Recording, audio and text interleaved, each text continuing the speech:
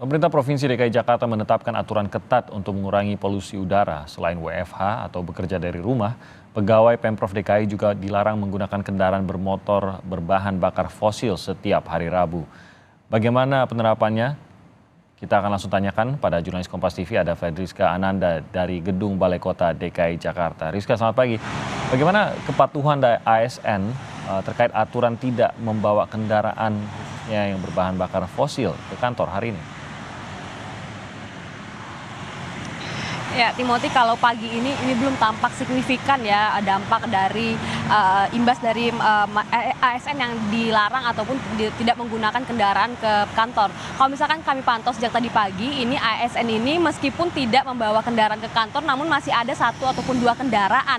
Begitu yang digunakan oleh para ASN ini untuk hanya mendrop off saja ataupun menurunkan penumpang di Balai Kota Pemerintah Provinsi DKI Jakarta. Kalau misalkan kita mengutip pernyataan dari PLT Gubernur Provinsi DKI Jakarta, Heru Budi, ini mengatakan bahwa Pemprov ini menghimbau para ASN untuk tidak membawa kendaraan bermotor khususnya untuk yang berkendaraan dengan energi fosil ini dihimbau untuk tidak digunakan pada setiap hari Rabu, begitu himbauannya. Namun kalau misalkan kami pantau sejak tadi pagi, ini masih ada dari ASN yang masih menggunakan kendaraan bermotor walaupun hanya ini mendrop off saja, artinya kan ini masih menggunakan kendaraan dari rumah.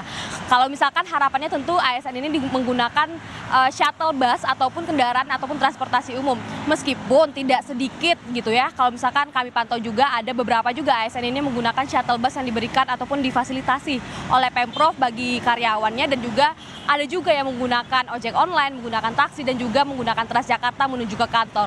Timothy, kalau misalkan kita bagaimana melihat begitu ya selama 1 bulan terakhir ini cuaca ataupun polusi udara di Jakarta ini sudah sangat mengkhawatirkan. Masyarakat mendesak ada upaya tegas dari pemerintah untuk dapat membuat kondisi ini lebih baik. Oleh pemerintah Provinsi DKI Jakarta, ini merupakan salah satu ajakan ataupun himbauan yang diberikan kepada ASN untuk dapat berkontribusi sehingga memberikan ataupun menurunkan polusi udara yang saat ini sangat buruk di Jakarta. Sehingga memang aturan ini masih belum jelas sampai kapan akan diberlakukan, namun berdasarkan informasi yang kami dapatkan, aturan ini akan berlangsung selama 3 bulan ke depan hingga selesainya keketuaan Indonesia di ASEAN 2023, Timothy.